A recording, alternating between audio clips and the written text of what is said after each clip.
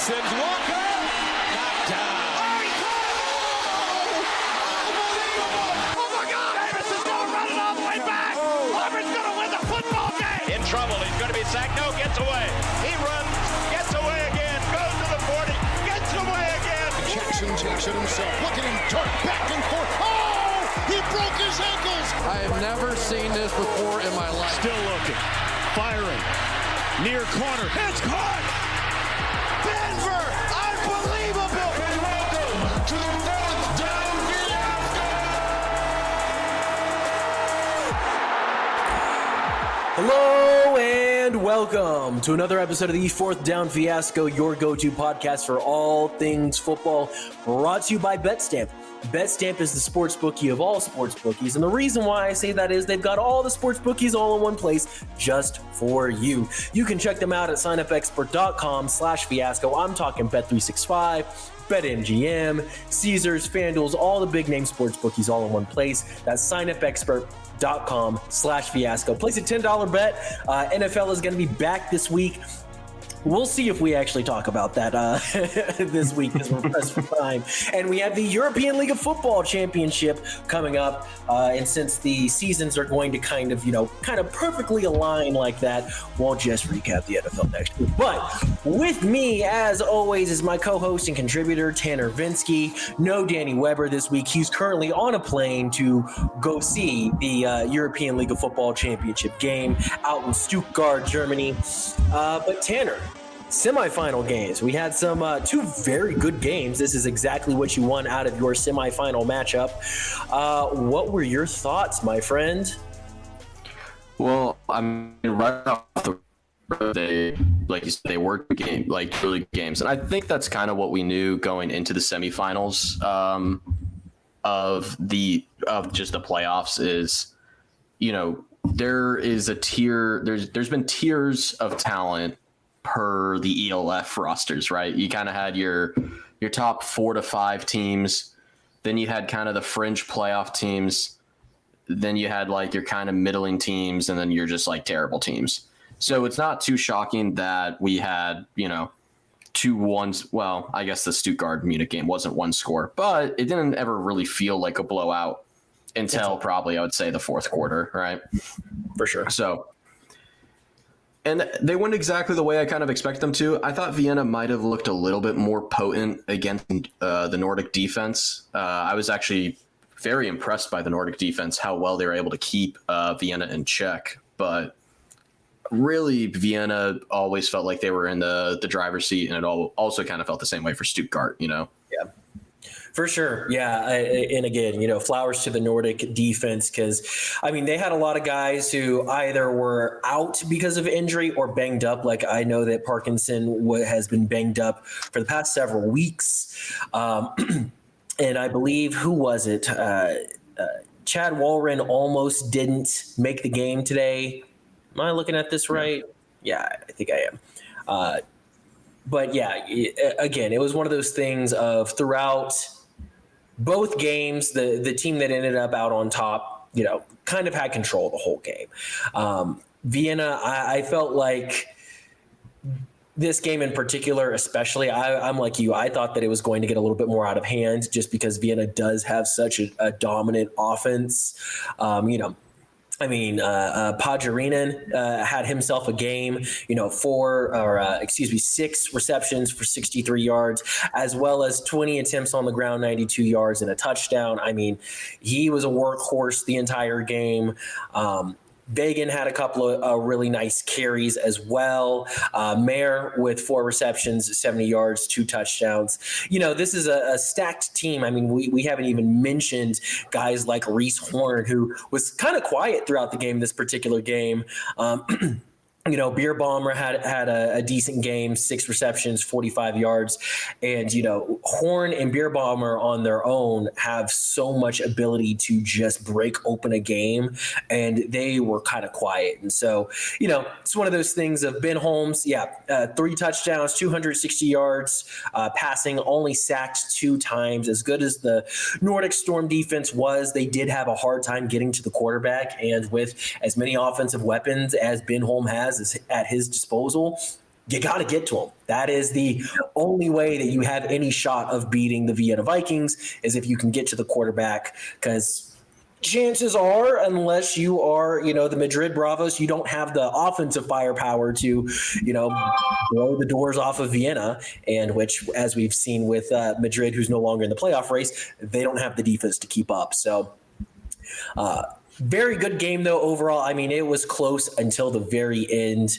There was that poor Luke Glenna. We'll get to Glenna more in depth later on, but there was an opportunity for the Nordic Storm with about 3.5 minutes left in the game to make one final drive, try and tie up the game, send it to overtime, and Luke Glenna ran straight into the punter's planted leg.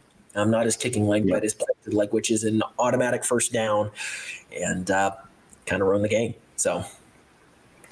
No, it's strange with the ELF, because I would never say that a team that, only had 2 sacks on the opposing quarterback, let them put up 28 points, had a staunch defensive performance. But just with how stacked the Vienna team is and like how good that roster is, I mean, they held their heads pretty high.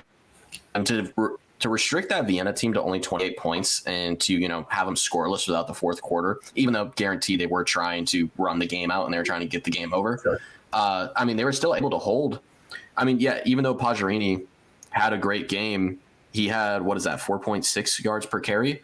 That's not insane. I mean, that's good. That's still good. Like, that's above 4 yards. That gets you a win.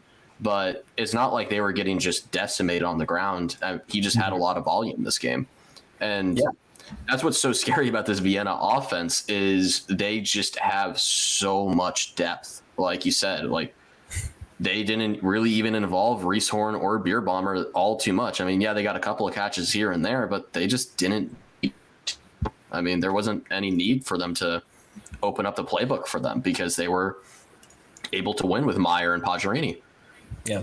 Well, I mean, so much attention goes on to Reeshorn that, that leaves Meyer open up for 2 touchdowns, one of which was a beautifully thrown bomb right down the seam. I mean, great ball from Ben Holmes.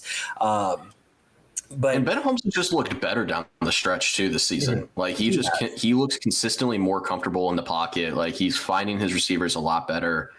I mean, it's crazy to say because of how good Riley Hennessy is, but I mean, if I were taking which quarterback I'd want in the finals at this stage, I'd probably want Ben Holmes. I mean, he's just been more consistent, has played more often, and really hasn't looked bad in any of his games down this stretch. Like, Yeah, 100%. I mean, he is, it's interesting because whenever we brought him on at the beginning of the season for the interview, shout out friend of the pod, Ben Holmes, I remember him mentioning Beer Bomber being out of shape and, how that bothered him a little bit, whatever. And that, he was like, if Beer Bomber gets into shape, like, he's an absolute monster, blah, blah, blah. But I feel like to a degree, at the beginning of the season, and again, Ben, if you're listening, I apologize. I know we're homies, but, I gotta be a truthful journalist here. He looked a little rusty,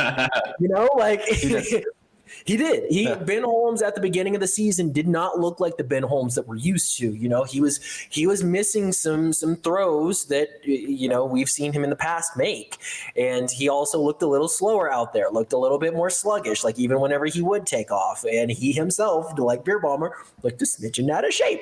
And that's me saying this at home while I yesterday drank beer and watched people play football instead of playing football myself. But, I'm with you that it seems like he has progressed. He's gotten more into game shape as the season has progressed.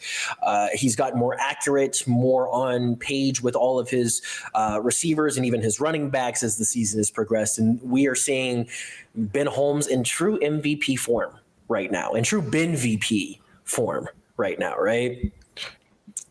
And I do just want to point out that the 2 quarterbacks that we have interviewed are in the finals. So if any of the other quarterbacks around the league are paying attention, might be a good idea to come on the show. Yeah, because, we're about to drop a lovely interview with MVP frontrunner Reed Sinnett, which we did get confirmation that it's Sinnett and not Sinnett. But it was already after Madrid was out of the playoffs, and so yeah, if Well, that's good news for him. Win, yeah, If he comes you back, win, you got to be on the pod. You got to be on the pod. yeah. Well, the Nordic Vienna game was very exciting. Really came down to, the last couple minutes of the game. Because again, there was an opportunity, and I'm sorry, but I trust Jadrian Clark as far as like a last minute drive. If Nordic would have gotten the ball, I think that they would have tied up the game and it would have gone to overtime. But mistakes happen. Glenna, don't beat yourself up too much. You are a phenomenal player in this league, and we love you, and we hope you continue to be better and, maybe not make that mistake next year, but mistakes happen, But moving to the Stuttgart-Munich game, I feel like the score doesn't really tell how close this game was throughout. Munich was definitely trailing the whole game. So, I do want to put that out there. I do also want to say that Stuttgart defense is the defensive line especially is ridiculous. 8 sacks on who is probably the most athletic quarterback, at least in the playoffs. Because Paris didn't make it, so that would leave out Henderson. Yeah, I would say Tabor is probably the most athletic quarterback that's been in the playoffs, and to sack him 8 times, ridiculous. I mean, dude, the first half of this game was amazing. Like this, I think the first half of this game is probably my favorite half of ELF football we've watched this entire season. I mean, you have really good defensive performances on the first 2 drives of the game. You have a 6-play drive, then a 3-play drive or whatever it was against Munich. Then each team trades touchdowns, and then you get a turnover by Munich in the end zone. I believe it was close to the red zone. Right, it was something like that.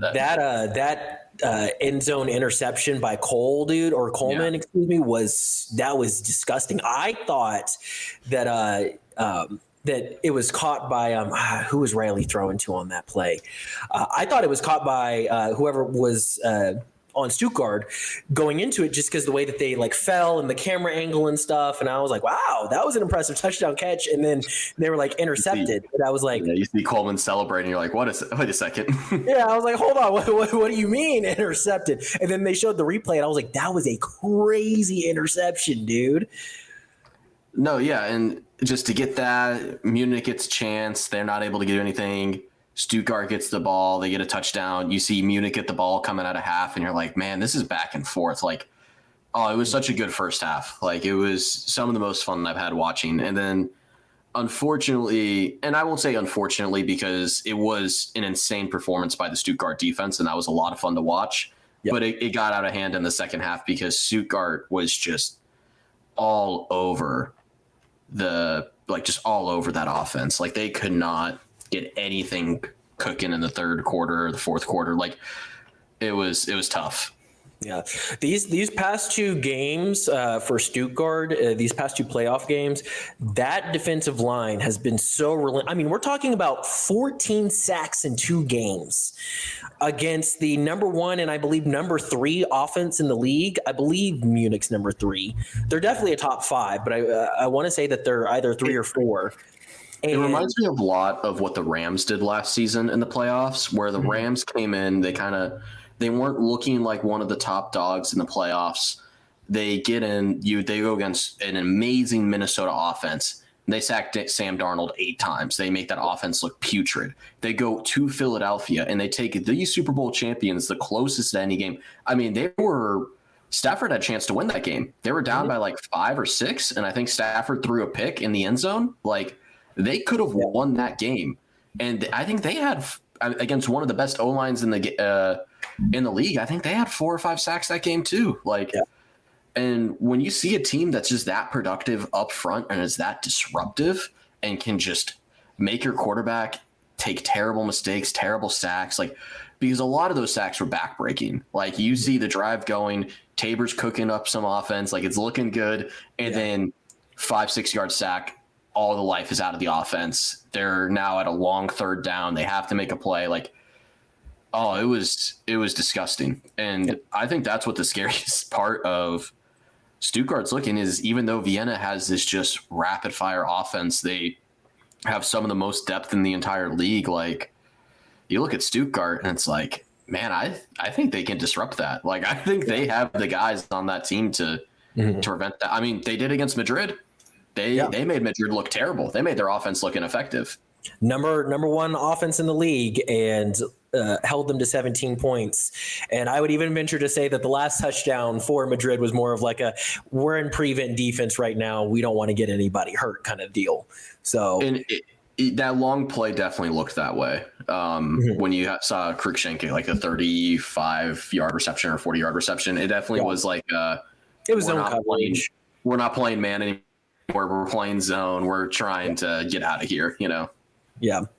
And exactly to your point of just the disruption that this defense causes. You know, I do want to also shout out where is his name before I butcher it? Sorry, it's a new name for me here. Winsler, had the 4 pass breakups and the 1 interception. That 1 interception, don't get me wrong, right place, right time. A pick is a pick is a pick, right? But if you watch that play, dude, Tabor gets drilled. Like, he takes 2 steps back and he's already like arm in motion to sling it and gets absolutely like drilled into the dirt. And, it gets picked off. He hears footsteps. He's trying to get it out. He's trying to, like, to your point, make a play so they have a chance at, winning or at least tying in this particular scenario. And it gets picked. And I can't even really fault Tabor, like we talked about it on last week's pod of if Tabor could play a clean game, then Munich really has a shot at winning. And yeah, I mean, at the end of the day, that pick's going to be on his stat sheet, but I can't even really blame him for it, dude. Like, he had barely enough time to say hut and he got lit up. And fourth quarter, you got to make plays, you got to sling something out there and hope that somebody can catch something, because that's how the cookie crumbles. But yeah, dude, this Stuttgart defense, it's going to be so much fun, this championship game, watching. No, it should be. This defense and this offense going head to head. Do you have? By the way, I looked it up. That Rams game, they had 7 sacks, not 5 sacks. So they had 15 sacks in 2 games in their playoff. Okay, run. So this is very much so on par with that. 14 very similar. Sacks in 2 games for Stuttgart. Yeah, dude, it's.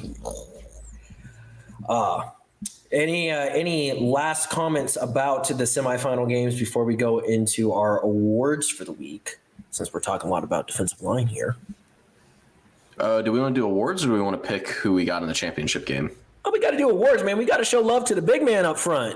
All right. Let's do it. Yeah, so we're doing a co-big dog this week with Malumba and Lockman from the Stuttgart Surge, both of which had 2 sacks on their own. Unfortunately, the ELF doesn't do quarterback hurries as a stat currently. But I would venture to say that they both probably had quite a few of those as well. Exactly. But yeah, absolute disruption from those 2. We wanted to give it to the entire D-line, but we gave the entire D-line from Stuttgart the award last week, and so we wanted to be at least a little bit more specific this week. So Malumba, Lockman, well done, gentlemen, for being absolute monsters out there, both with 2 sacks. This one's coming with like an asterisk. Like, it is also, we're shouting out the whole D-line, but I mean, it's not often you see both the guys coming off the D-line like that, having such a disruptive performance. It just felt like, well, we're not going to give it to one of them. So we'll have them split it. Yeah, they both had 2 sacks. I think Lockman had 1 more tackle than Malumba, if I remember correctly. So, yeah, I'd rather just go based off the sacks and say, hey, y'all both got, had multi-sack games. Y'all both get it. But that also means, though, that 6 guys in total on the Stuttgart D-line had a sack, which is nuts. It is crazy. 6 guys had a sack. Wild. That takes us to our unsung, which I'm excited for this one because this really does feel like an unsung award in terms of may not be the first person you think of in this game to give the award to, but that's exactly why it fits. But we got to give it to Donkor out there on the Vienna Vikings. I mean, that guy just did a little bit of everything. 4 tackles, 1 sack, 2 tackles for loss, and 2 pass breakups. I mean, all 3 levels of play, this guy was out there making plays, doing what he needed to do, and is part of the reason why a very potent Nordic Storm offense that has done some damage this season was held to 20 points, and why MVP candidate and former MVP winner, One Way J, our friend Jadrian Clark, didn't have the same game that he's used to having. So definitely big shout out to Donkor for that one. Because if they needed something, he provided. All right, and then for our last award, Tanner, would you like to do the honors for Mr. Fiasco? Well, we're having a unique situation here with Mr. Fiasco this week because we've done kind of group-wide Fiasco awards. I know we gave the Paris O-line the award one week. We've given it to whole front offices. But this is the first time that we've singled out specifically 2 people. And I think what we wanted to do is we wanted to spread the love. I think we wanted a Fiasco winner from both teams that lost, and this should be the only time we do it because I really doubt we're going to give 2 away next week, but it just felt right. It's the semifinals. Both your teams lose. Even though they were great games, it still sucks. And there's 2 players. There's a player from each team that I felt like, well, one is definitely responsible for why they lost, and the other one, it's more of just karma. You don't want to be too active on our Instagram page. Is kind of what we're doing there. So I'll do the first one, and then I'm gonna pass it over to you, Jordan. Okay. So let's start with the actual performance of who deserved Fiasco player, and that's gonna go to Luke Glenna of the Nordic Storm. It wasn't a very efficient game for him to begin with. He wasn't he wasn't having a great game, but it's a one back-breaking mistake that just kills the game. And it was just running into the punter's planted leg and extending that Vienna drive. If you replace that, you get the ball back as Nordic. I mean, that offense can make anything happen, right? And when you have a quarterback as good as Jadrian Clark, you want to give him the opportunity to go down the field. And it's just one of those things where it's one small mistake, you're trying to make a play, and you go from I'm going to block this punt, I'm going to save this game, to I've just ruined this game. And it always sucks to see. And I know he was trying to make the play, and that's why I feel kind of bad giving it to him, because you can understand the rationality, right? You're like, if we block this punt, if we make this play on special teams, this is how we win this game. This is how we steal this from them. But it was just so late, and it's really hard to run into the planted leg. Like, it's really easy to run into the kicking leg, and that sucks when that happens. But like, to take the punter out, that's tough. Yeah. That's tough. And like you said, you probably don't have to put the entire game on him specifically, right? Because there's obviously a lot of factors that go into it. Sure. But it's so disappointing. Yeah. And especially when having such a disappointing game to begin with. Like, his stat sheet, I think he only had 1 pass breakup, and that was it. He was goose eggs across the rest of his stat sheet, and then just to have that back-breaking mistake. Oh, that sucks. That sucks for Nordic. Yeah. Yeah. And the last scoring drive from Vienna as well, somewhere on that drive, he also had a really bad pass interference on a third down as well, which was also part of the reason why we considered it, because it was just like, back-to-back drives really hurt his team. And this one hurts just because I love Luke Glenna. I love how he plays. He plays so hard. Like, you will not find, very many harder working, individuals in the ELF. But yeah, dude, it was just, that is a detrimental mistake that you just can't make. Cause I'm with you of like, I understand that he wants to block the punts, whether if it's scoop and score or, your team starts on like the 15-yard line, like you want to do that. So you got to respect the effort. But at the end of the day, sometimes you got to pull up, Yep. So that is our Mr. Fiasco for the sake of an individual performance. The other one, social media, Mr. Fiasco. yeah, well, I mean, to be fair, the actual play itself too was not great. Great, but we do have a second Mr. Fiasco award, and I want to pull up a first name real quick, just to make sure that I want the legal name here. And you know what? We should give a shout out to who posted all of those things on his Instagram, because he's actually probably the first player to ever influence our yeah. first outside insider to ever, give us a sense of like, all right, this guy's cooking over here. Yeah, it was one of the Madrid guys who kept tagging him in this. But so Chinazo Obobi, his nickname is CK, is our other Mr. Fiasco. So just to give y'all a little context, last week we gave the Mr. Fiasco award to one Carlos Carrasco, right?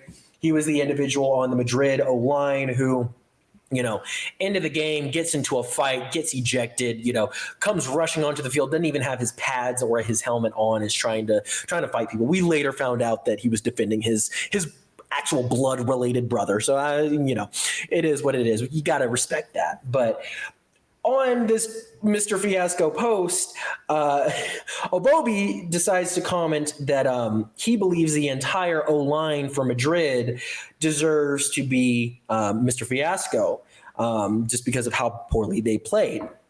Which, sure, they gave up 6 sacks. Obobi and crew on the Munich O-line gives up 8 sacks this week, which I know for a fact at least one of those was charged to Obobi. And yeah, bro, the pod giveth and the pod taketh away. And this week the pod is taking away because, bro, you can't talk shit about an O-line and then immediately afterwards get your ass whooped on the O-line. That's just, it's grounds for this award. For sure. And so, and we got to give a shout out to Yassir Raji. I found his name for posting all of that on his Instagram story.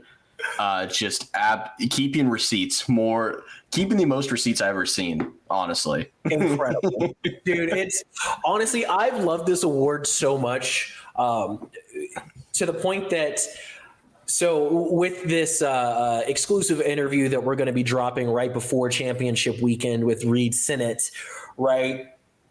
Off camera, which I'm so mad that we didn't start recording. Like, he was just talking, he got online, we started talking to him, and then he just starts like talking about the Mr. Fiasco award. And apparently guys across the league are losing sleep because of this award.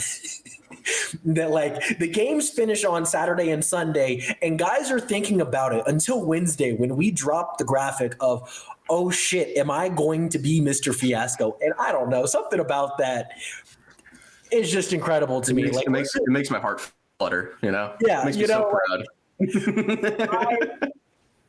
Sarah doesn't care about football at all, but she, keeps up at least with a little bit of our ELF stuff because she thinks it's cool, whatever. And I was telling her the other day while we were celebrating her birthday, like, I was like, hey, I know I'm not supposed to talk about football on your birthday, but just I have one little thing I want to mention. And I told her about the comments from Sinnott.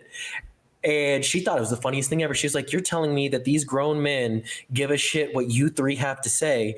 I'm like, yeah, apparently. And she's like, y'all are such bullies. So apparently we're bullies. Tanner, you, me, and Danny are bullies. Well, it's a shame that we only have it with the ELF, because I would love to see this just continuously like go across all the other football leagues too. Mm-hmm. I would love for just like, could you imagine the optics of like, we have professional NFL players sitting there being like, fuck, man, what is Fourth Down Fiasco going to do with the Fiasco Award this week, Like, I see no reason why we can't continue it. And to be fair, Sinnott was on an NFL roster, so we do have an NFL level player who is sitting up in his hotel room at night going, oh, fuck. It better not be me this week. Yeah. I'm so sad I missed that interview, man. That would. Oh man, it was a good one, dude. It was a good one. He's a cool guy, really funny. But yeah, I'm not going to ruin the rest of the interview because that was something that was said off screen, so I can talk about it. But y'all make sure to go check out that interview. We're going to drop it later this week, probably on Friday or something like that, right before the championship weekend. But yeah, apparently people lose sleep over the Mr. Fiasco Award. So this week it goes to Luke Glenna and Chinazo Obobi. So, friends. And they're going to be pissed. If they're losing sleep over it, they're going to be pissed that they both got it. They're like, oh, you're doing a co-award, you know? Well, yeah, I'm sure Obobi saw Luke Glenna's hiccup in the game. Is like, good. Like, I'm safe. I'm good. There's nothing that I can do tomorrow. And it's like, It's not what you did tomorrow. Give up 8 sacks, you still can because you was talking shit. If they would have just given up 8 sacks, but there was no shit talking, probably would have just given it to Glenna. But if you go talk shit, you got to back it up. Man, what a fun time. Well, speaking of championship weekends, that's coming up here in the ELF. And we've got, the pinnacle matchup here. You've got the best defense in the league versus, I think Vienna is the second best offense, or, they're also one of the top ones. For sure. Yeah, and especially since the latter half of the season, Vienna has definitely been the second best behind Madrid. So, Tanner, I'm gonna open the floor to you, my friend. Who do you got, Stuttgart or Vienna? This sucks because it's last year going into the championship game. It really did feel like Vienna's year, even though on paper, when we look back at it a year ago, that Ryan roster was insane. Like, that was such a good Ryan roster. Like, that was disgusting. I don't know. I wish I could go back a year ago and knock some sense into my head, being like, dude, just look at that roster. Why would you ever pick Vienna? And I feel like I'm about to make the same mistake again because I look at this Vienna roster and I'm like, this Vienna roster is insane. And I think in a year from now, I'm going to look back, and if Vienna wins especially, I'm like, man, why would I ever think this Vienna roster couldn't win? But I really think that Stuttgart D-line is going to have the game of its life. And I know Vienna's probably the best offensive line that they're going to go against these well, they're not probably. They are the best offensive line of the 3 teams that Stuttgart's facing in the playoffs. Madrid actually gave up the least amount of sacks and by a pretty sizable margin, just so you know. I know, but I still wouldn't say that Madrid's offensive line is better than Vienna's offensive line, right? Yeah. I think Vienna has the more consistent and better players on their offensive line. But I don't know. With how well that Stuttgart defense has played, and I think if Riley just plays a clean game, he doesn't even have to be phenomenal. He doesn't have to be prime Riley Hennessy. He just needs to play smart. And if he plays smart, he plays conservative, this defense is going to make life a living hell for Vienna. And if you can just have long, methodical drives as Stuttgart, which they can, it's something they've shown, they have the talent to have these long, 8, 10, 12 play drives that make it difficult for the clock management to be on Vienna's side. Vienna doesn't have a lot of options to get out of this game with a win. Yeah. And it's weird for me to say because I do think the Vienna roster is more talented. And I do think that they have the better quarterback at this moment. Now, if we go career to career, I don't know if we know about that. But at this stage in 2025, I think Ben Holmes is the better quarterback than Riley Hennessy. Fair. So you're looking, and honestly, you look at coaching, and you're probably like, Vienna's probably got the more seasoned. Well, I don't know about seasoned, but they have probably the better coaching schemes, things like that. But there's just something special about the Stuttgart defense. Mm-hmm. And like I said, when you shut down the number 1 offense, I think you can shut down Vienna. I don't know if you can shut down Madrid. I think they can shut down Vienna. Mm-hmm. And like I said, if they just play smart, they play conservative, they run the clock. They play the time possession battle. I think Stuttgart's going to get a turnover a lot easier than Vienna will. So, Yeah, I'm with you. I do want to point out that this would be a little bit better if we had Danny on the show, because we would have one person saying Vienna and then two people Obviously. saying Stuttgart. So I don't want it to sound like, we are Stuttgart only on this pod. Danny would in fact be defending his point as to why Vienna would be winning. So I don't want to gang up too much on it, but I'm with you and I'm picking Stuttgart for this one. And for the same reasons, the defensive line has just been so dominant these playoffs. And even if we can argue all day if Madrid's offensive line is better than Vienna's, I would say that regardless of who's number one, number two is not that far away. And so if they can do it to Madrid, even if Madrid is 1B and not 1A in this particular hypothetical, I think that they can still stick it to Vienna's offensive line as well. And it really does come down to, Riley Hennessy, my friend of the pod, Riley Hennessy. If you're listening right now, which I think that you might be, because you consume more like ELF media than like any other player. And I know that you hole yourself up in your hotel room before games and just listen to things because you're super smart and you always have like an answer for everything. Riley, if you're listening, take care of the football. That is all you got to do, brother, because Ben Holmes takes care of the football. If we can say anything about Ben Holmes does not throw picks, and Ben Holmes does not fumble the ball, not frequently at least. And he, has been playing very clean games all season. You don't turn over the ball, I think your team's going to win. That defensive line is just so nasty, and I think that this is. Honestly, out of all the teams that Vienna could have played in the playoffs, leading up to the championship game, I think that this is the worst possible matchup for them, because the one kind of weakness that I would say Vienna does have is their run defense is not that great. It's not terrible. It's not bottom of the league, but they have a very average at best run defense. And if there's something that Stuttgart is really good at, it's running the ball. And it's running the ball with several different players. You might have Riley Hennessy pop off for a 20-yard touchdown. You can have Oyewo pop off for a 20-yard touchdown. You could do a jet sweep with Mike Harley and, for a 20-yard touchdown. Like, they've got so many guys who, if you just give them the ball, they can make things happen. And they've got so many different ways that they can run the ball. And they're so good at being able to, run down that clock and really take their time on these drives.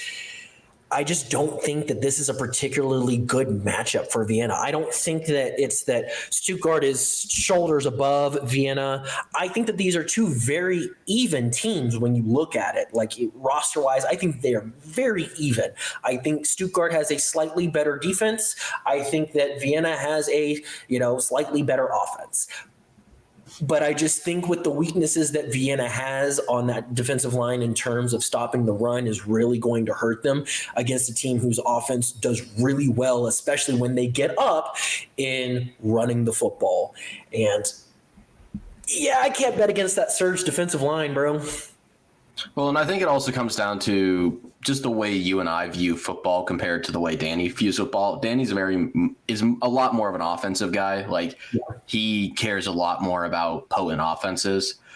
I watch a team that plays football from the 1940s, so I'm very much, run the rock, have a strong defensive presence, and this is what that Stuttgart team does. And I think that's winning football, Yeah.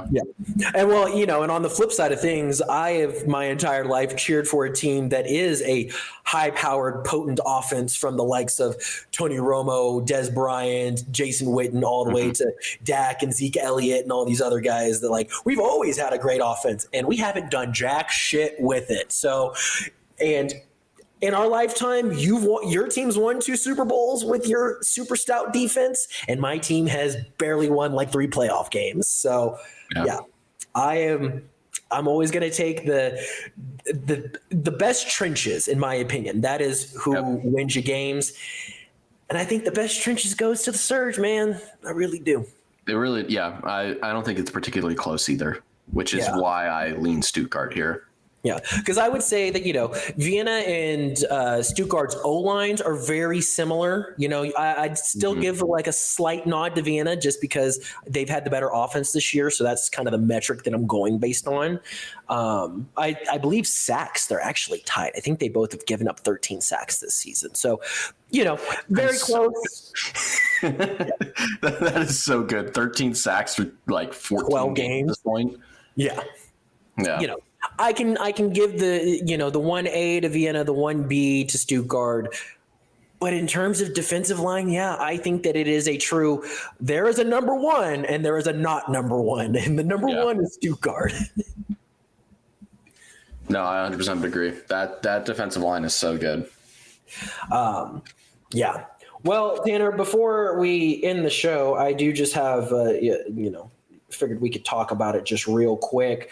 Who do you think's going to win all of the awards? I'm pulling them up real fast for us because I don't think that you just have those memorized, at least. No, I don't. We'll just do the big three awards: the offensive, defensive players of the year, and MVP.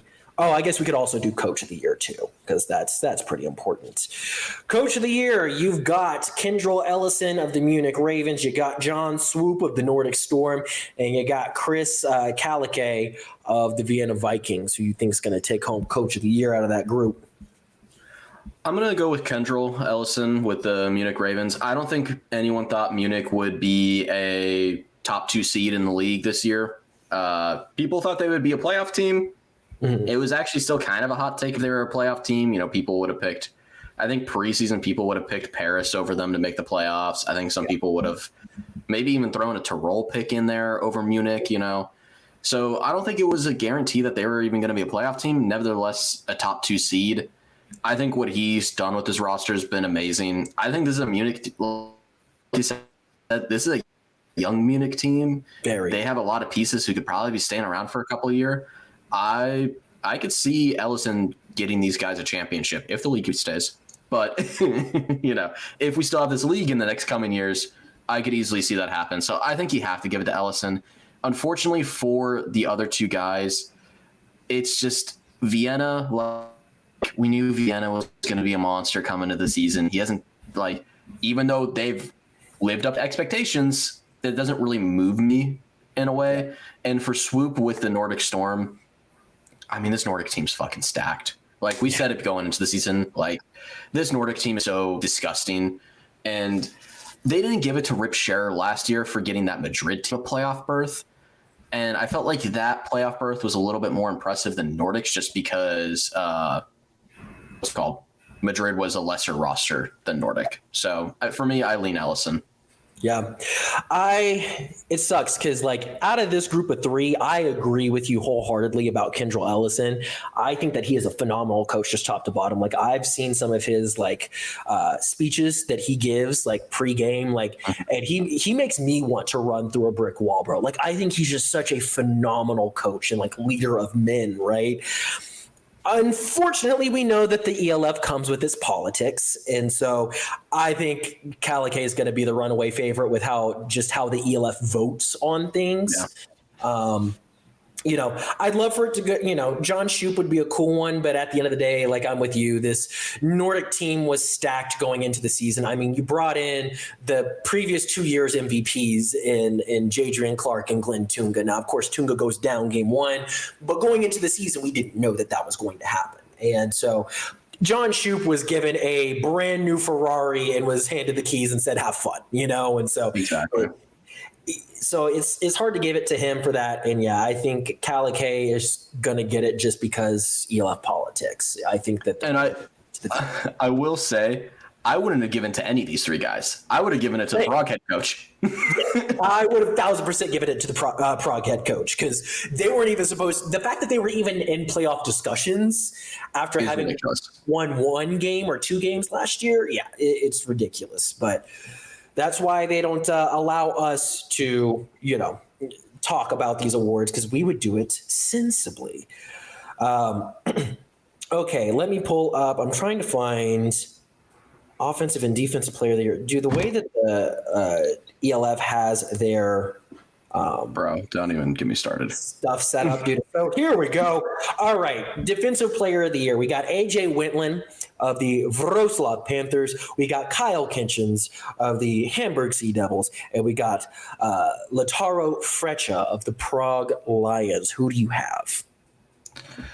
This is a weird one, but honestly, I lean Freccia. I think of who had dominant seasons this year. I almost feel like we're kind of giving lifetime awards to Wetland and Kitchens here. Yes, they had good seasons. Have they had monstrous seasons, especially for their standards? Not really. Not this year. Not especially not this year. Yeah. Whereas Freccia has kind of come out of nowhere and has been insanely. I mean, you could argue the reason Prague had 7 wins this year. They had 7, right? 7, yeah. Yeah, the reason. I would say you could chalk up probably 4 or 5 of those wins just to Freccia alone, just with the performances he had. I mean, I very specifically remember a Prague-Frankfurt game where Freccia single-handedly won them that game. Between 100%. the 2 interceptions, 1 for a touchdown, and I believe he had like a sack or something like that. I specifically remember Lataro Freccia single-handedly winning his team a game while on the defensive side of the ball, which is like so hard to do. And I'm just going to say, he's the only one from those 3 that we've given an award to. So True. Very true. Yeah, I feel like the Kyle Kitchens one, I mean, yes, he was the sack leader this season, but it wasn't the same dominance as last year. He had 8.5 sacks, which, in second place was Parkinson from the Nordic Storm, who played 1 less game and had 7.5. Yeah, exactly. It's hard for me to say that, in my opinion, Kyle Kitchens shouldn't even be on this list for this year. I think his name being Kyle Kitchens is the reason why he's on this list. I at least think that AJ Witland, while he didn't have the same season he had last year, at least had more of a respectable statistical season, I think, to put him on this list. If I were to bet how the ELF is going to do it, I think they're going to pick Witland because I think they will too. They gave it to Kitchens last year after Witland had such a freakish season. And so they're going to feel bad. They're going to give him, to your point, a legacy award. And so they're going to choose him this year. I think it should go to Freccia. I 1,000% think it should go to Freccia. He single-handedly won an entire game won by a defensive back. Like, you don't get that. No. That is some Revis Island type shit out there. Yeah. But yeah, I think that they're going to choose Witland. I personally, if I were voting, would choose Freccia. Offensive player of the year, I think that this one is a little bit more deserving of who's on this list. You got Aaron Cruikshank, Lightning McCruikshank, all Madden Cruikshank, right? You got the Ben VP, and you got One-Way J, Jadrian Clark. Out of those 3, who do you think they give OPOY to? I mean, it's got to go to Cruikshank. It would be a travesty if it didn't. Yeah, Cruikshank is the most dominant receiver that the ELF has ever seen. Unfortunately, if Cruikshank is back next year, I would be disappointed, which is crazy to say because I would love to see Cruikshank play again. But Cruikshank should go play for a more prestigious league, right? Like, he is just that talented. He's just not in the right organization. Like, he needs to figure out a way to get on the UFL. Fuck it, find a way to get on a practice squad somewhere. Like, I genuinely think Cruikshank is that tier of player. Like, he does not need to be here any longer. As much as I would love to watch Cruikshank for 10, 15 more years in the ELF, right? Because he is just that good. He's somebody who needs to find a way to work up, right? Whether that's CFL, UFL, practice squad, he's got to find a way out there. And I think he will. Somebody's got to be watching from one of those 3 organizations and seeing what this guy did over in Europe and is like, yeah, no, this guy could perform at the top end level. Yeah. Yeah. He's got to be either UFL or CFL. He needs to go out there, go get one of those contracts, or to your point, exactly. Like, I think he could be on a practice squad and find himself as like the, last receiver on a 53-man roster, honestly. I mean, if fucking Quentin Johnson's still a wide receiver 3-man, like he can find a way, right? Like, yeah, he can find a way. So I'm with you. I think that this one is void of politics. I think that the obvious, like, there will be riots if it doesn't go to Lightning McCrookshank, bro. Like, it's, and that's no disrespect to Ben Holmes. Again, like we talked about earlier in this episode, Ben Holmes had a slow start to the season. Whereas aside from one game, the first game of the season, Crookshank has been putting up just stupid video game numbers. And then as great as Jadrian Clark has been this season as well, dude, I think you got to give it to a fresh face, honestly. Yeah. And so I do think that the league will do the right thing here and pick Crookshank for it. That takes us to our MVP conversation, which also sees the likes of one Lightning McCrookshank. Aaron Crookshank is there along with his teammate Reed Sinnett and Jadrian Clark. Who do you have? I'm going based on who I think should win it and not who is probably going to win it. But I think I will actually lean Sinnett here. I think Clark has had a more, I wouldn't say dominant, but he's had a more talented year, if that makes sense, right? Like, even though the numbers don't look the same, the way Clark was playing through the season, he was a lot more careful with the ball. He was avoiding mistakes. He was very efficient. It wasn't really until the end of the season that kind of dropping off a little bit. Yeah. Whereas, unfortunately for Clark, Sinnett, the down the stretch looked unstoppable. Yeah. So I think that end of the stretch is really going to be what determines this award. And for me, I lean Sinnett there. It was also just a dominant season from Sinnett. It was ridiculous, the numbers he was putting up and how good that Madrid offense would. And I think you just got to – receptions. Yeah, disgusting, dude. Nuts. So it's one of those things where it's going to be crazy because you're going to have a Madrid team that has an MVP and Offensive Player of the Year, and they got bounced in the first round. But that's really just the type of offense that was there. I mean, if they even had just a little bit better of a defense, you could see them in the championship game. Yeah. And that's why I'm saying, like, if they run this team back next year and they keep Sinnett and Crookshank, this Madrid team's going to be a problem. Yeah, like they're definitely going to garnish some attention. They're going to get some better imports, and they're going to decimate some teams. Well, so we did ask Sinnett whether he planned to return to the ELF or not, and I'm not going to spoil that. I'm going to tell people that they need to go watch the YouTube exclusive that's dropping on Friday. Yeah, I think if Jadrian Clark would have gotten his shot to drive down the field, tie up the game, and if Nordic somehow finds themselves in the championship game, I think Jadrian Clark is then the runaway favorite for MVP. But since that didn't happen, I'm going to go with Sinnett as well. Because truly, if it weren't for the offense, Madrid's not really winning a whole lot of games. It was truly if they're going to win, they're going to win because the offense put up 40 plus, And I think about just, in terms of between then Crookshank and Sinnett, who you give it to. Unfortunately, MVP is normally a quarterback award.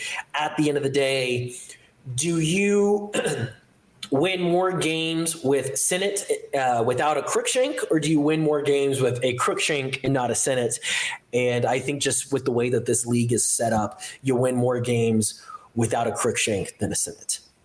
And so I think it goes to Reed for that one. Friend of the pod, Reed Sinnett. I like saying that. It's nice to be able to toss that out there. But yeah, I think it'll go. Which, just so everybody's tracking, comes on for our interview, and if he wins MVP, you might want to pay attention to that, Yeah, for sure. Because, we're dropping the episode on Friday, and they announce MVP on Saturday. So definitely be on the lookout for that. Well, cool. Tanner, any last comments before I wrap up the show for us, my friend? No, sir. Excellent. Well, thanks so much for listening, everybody. This has been the Fourth Down Fiasco. You can follow us on Twitter at _pod. You can also follow us on TikTok and Instagram at Fourth Down Fiasco. Check out our sponsor, BetStamp. NFL season starts this Thursday. You can place a $10 bet at signupexpert.com/fiasco.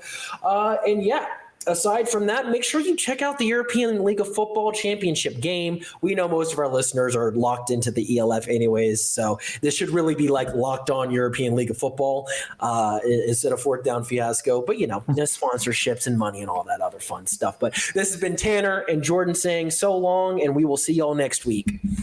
Hugs and kisses.